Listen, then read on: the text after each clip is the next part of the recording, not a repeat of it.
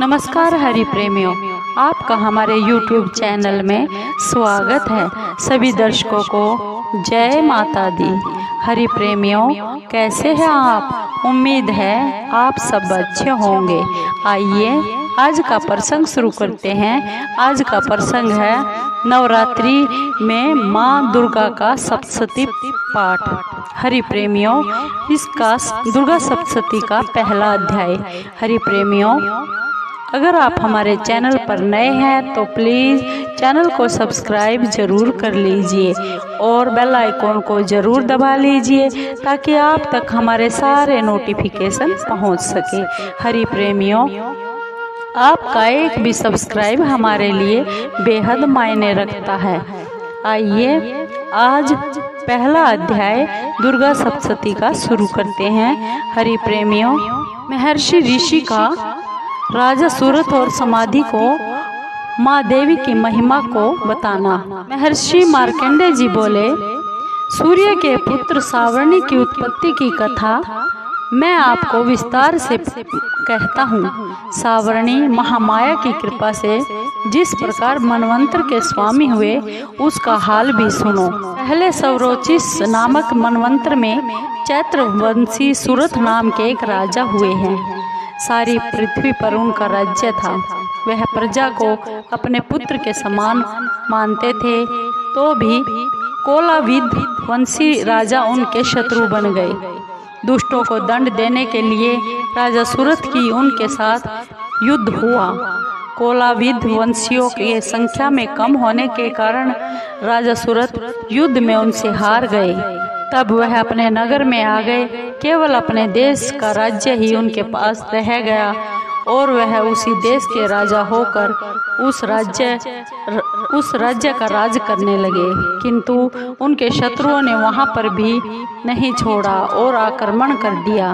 राजा को बलहीन देखकर उसके दुष्ट मंत्रियों ने राजा की सेना और खजाना अपने अधिकार में ले लिया। राजा सूरत अपने राज्य के अधिकार को हारकर शिकार खेलने के बहाने घोड़े पर सवार होकर वहां से एक भयंकर वन की ओर चले गए। उस वन में उन्होंने महर्षि मेधा को आश्रम देखा। वहाँ महर्षि मेघा अपने शिष्यों और मुनियों से सुशोभित हुए बैठे हुए थे। वहाँ कितने ही हिंसक जीव परम शांति भाव से रहते थे। सूरत ने महर्षि मेघा को प्रणाम किया और महर्षि ने भी उनका उचित सत्कार किया। राजा सूरत महर्षि के आश्रम में कुछ समय तक ठहरे। अपने नगर की ममता के आकर्षण से राजा अपने मन में विचार करने लगे, पूर्व काल में पूर्वजों ने जिस नगर का पालन किया था वह आज मेरे हाथ से निकल गया है। मेरे दुष्ट एवं दुरात्मा मंत्री मेरे नगर की अब धर्म से रक्षा कर रहे होंगे या नहीं कर रहे होंगे। मेरा प्रधान हाथी जो कि सदा मद की वर्षा करने वाला और शूरवीर था, मेरे बैरियों के वंश में होकर न जाने कितना दुख भोग रहा होगा। मेरे आज्ञाकारी नौकर जो मेरी कृपा से भोजन और धन धान्य पाने से सदैव सुखी रहते थे और मेरे पीछे पीछे चलते थे, वह अब निश्चय ही दुष्ट राजाओं का अनुसरण करते होंगे तथा मेरे दुष्ट एवं दुरात्मा मंत्रियों द्वारा व्यर्थ ही धन को व्यय करने से संचित किया हुआ मेरा धन एक दिन अवश्य खाली हो गया होगा। इस प्रकार की बहुत सी बातें विचार करता हुआ राजा बहुत दुखी रहने लगा। एक दिन राजा सूरत ने महर्षि मेघा के आश्रम के पास एक वैश्य को देखा। राजा ने उससे पूछा, भाई तुम कौन हो? यहाँ तुम्हारे आने का क्या कारण है और तुम मुझे दुखी क्यों दिखाई दे रहे हो? इसका क्या कारण है? राजा के यह नम्र वचन सुन वैश्य ने महाराज सूरत को प्रणाम करते हुए कहा। वैश्य बोला, हे राजन, मेरा नाम समाधि है।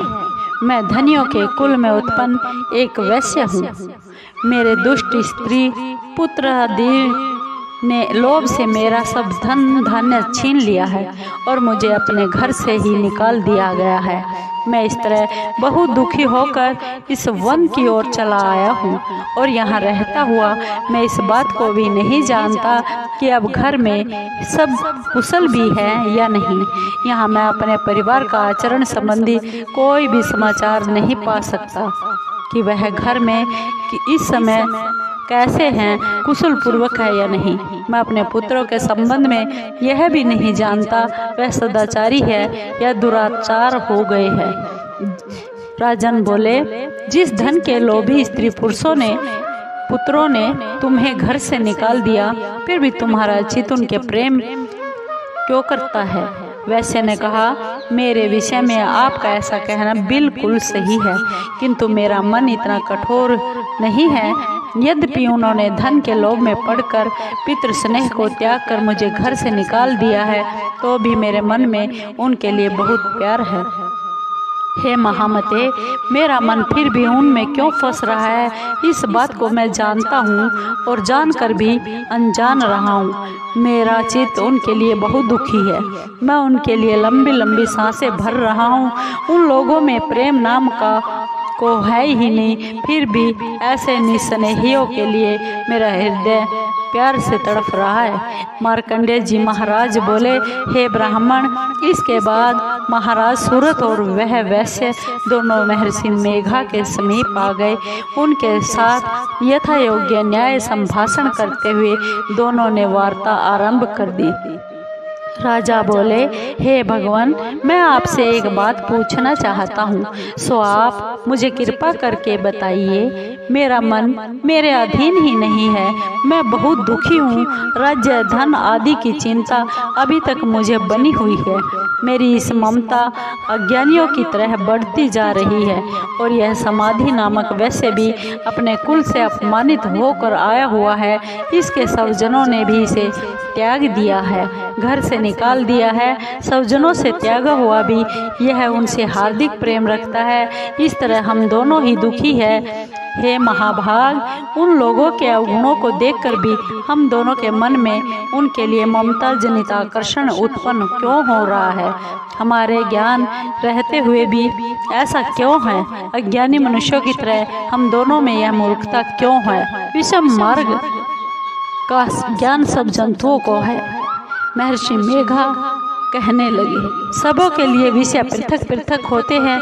कुछ प्राणी में नहीं देखते और कुछ रात को, कुछ प्राणी दिन में नहीं देखते और कुछ रात को, परंतु कोई जीव ऐसे भी हैं जो दिन और रात दोनों में देख सकते हैं।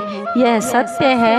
मनुष्यों में ज्ञान प्रधान है, किंतु केवल मनुष्य ही ज्ञानी नहीं होता, पशु पक्षी आदि भी ज्ञान रखते हैं। जैसे यह पशु पक्षी ज्ञानी है, वैसे ही मनुष्यों का ज्ञान है, और जो ज्ञान मनुष्यों में है वैसे ही इन पशु पक्षियों में भी है, तथा अन्य बातें भी दोनों में एक जैसी पाई जाती है। ज्ञान होने पर भी इन पक्षियों की ओर देखो कि अपनी भूख से पीड़ित बच्चों की चोंच में कितने प्यार से अन्न के दाने डालते हैं। हे राजन, ऐसा ही प्रेम मनुष्यों में अपनी संतान के प्रति पाया जाता है। लोभ के कारण अपने उपकार का बदला पाने के लिए मनुष्य पुत्र की इच्छा करते हैं और इस प्रकार मोह के गड्ढे में गिरा करते हैं। भगवान श्री हरि की जो माया है, उसी में यह संसार बहुत मोहित हो रहा है।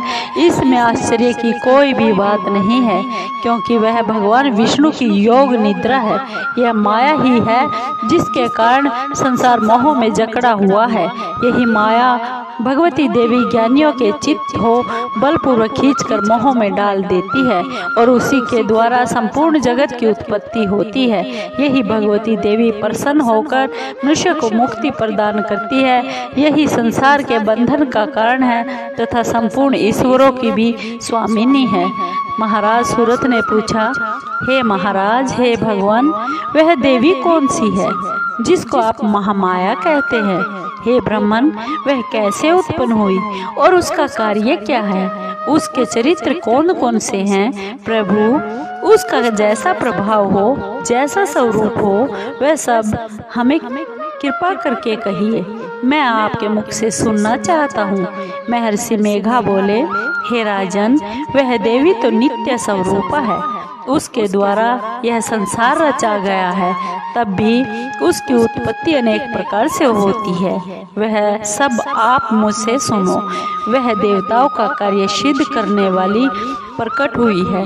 उस समय वह उत्पन्न हुई कहलाती है। संसार को जलमय करके जब भगवान श्री हरि विष्णु योग निद्रा का आश्रय लेकर शेष सैया पर सो रहे थे, तब मधु कैटभ नाम के 2 राक्षस 2 असुर उनकी स्थिति के मैल से प्रकट हुए और वह श्री ब्रह्मा जी को मारने के लिए तैयार हो गए। श्री ब्रह्मा जी ने जब उन दोनों को अपनी ओर आते हुए देखा और यह भी देखा कि भगवान श्री विष्णु योग निद्रा का आश्रय लेकर सो रहे हैं, तो वह उस समय श्री भगवान को दुनिया के लिए आँखों में निवास करने वाली योग निद्रा की स्तुति करने लगे। श्री ब्रह्मा जी बोले, हे देवी, ही तुम ही स्वाहा, तुम ही सौधा हो और तुम ही वस्त्रकार हो, स्वर भी घन ही स्वरूप है, तुम ही जीवन देने वाली सुधा हो, नित्य अक्षर प्रणों में आकार उकार मकार इन 3 वर्षों में आप ही स्थित हो। कुछ अतिरिक्त जो बिंद पथ अर्ध मात्रा है जिसका विशेष रूप से उच्चारण नहीं किया जाता, हे देवी वह भी तुम ही हो। हे देवी, ईव सावित्री और परम जननी तुम ही हो। तुम इस विश्व को धारण करने वाली हो। कृत्य ही इस जगत की रचना है और तुम ही इस जगत के पालन करने वाले हो। तुम ही कल्पना के अंत में अलंकार भक्षण करने वाले हो। हे देवी, हे माँ, जगत की उत्पत्ति के समय तुम सृष्टि के रूप में होती हो, पालन काल में स्थित रूप हो और कल्प के अंत में संहार रूप धारण कर लेती हो। तुम ही महाविद्या, महामाया, महामेधा, महारात्रि और मोहरात्रि हो। श्री ईश्वरी और बोध स्वरूपा बुद्धि भी तुम ही हो। लज्जा, पुष्टि, तुष्टि, शांति और क्षमा भी तुम ही हो। तुम खड्ग धारिणी, शूल धारिणी, घोर रूपा, गदा, शंख, चक्र और धनेश्वर को धारण करने वाली तुम ही हो। बाण, भूषुंडी और परिघ यह भी आपके ही अस्त्र है। तुम सौम्य और सौम्यतर हो। यही नहीं बल्कि उतनी ही सुंदर और सुंदर वस्तुएं इस संसार में हैं, वे सबसे परम सुंदर तुम हो। पर और अपर सबसे पर रहने वाले सुंदर तुम ही हो। हे सर्व स्वरूपे देवी, जो भी समस्त पदार्थ हैं और उनमें से जो भी शक्ति है वह तुम ही हो। ऐसी अवस्था में तुम भेंट करो, कौन कर सकता है। इस संसार की सृष्टि, पालन और संहार करने वाले जो भगवान हैं, वे भी जब मनुष्य का वशीभूत कर देते हैं तो फिर तुम्हारी पूजा कौन कर सकता। मुझ भगवान विष्णु तथा भगवान शंकर को शरीर धारण करने वाली तुम ही हो। तुम्हारी पूजा करने की शक्तियाँ किस में है। हे देवी, तुम तो अपने उदार अभिनय के कारण ही व्यवहारिक हो। मधुर कैटभ को जो भयंकर असुर हैं उन्हें मोह में डाल दो और श्री हरि भगवान श्री विष्णु को भी जल्दी जगा दो। उनमें से मार डालने की बुद्धि भी लगाते हैं। महर्षि मेधा बोले, हे राजन, जब श्री ब्रह्मा जी ने देवी से इस प्रकार की स्तुति करके भगवान को विश्व ने तथा मधु और कैटभ को मारने के लिए कहा, तो वह भगवान श्री विष्णु के नेत्र, मुख, नासिका, हु, हृदय और वक्षस्थल से निकल ब्रह्मा जी के सामने लग गए। उनका ऐसा करना था कि भगवान श्री हरि उठ गए और दोनों असुरों को देखे, जो कि परम बलवान और पराक्रमी थे, क्रोध से लाल नेत्र हो रहे थे और जो ब्रह्मा जी का वध करने के लिए तैयार थे।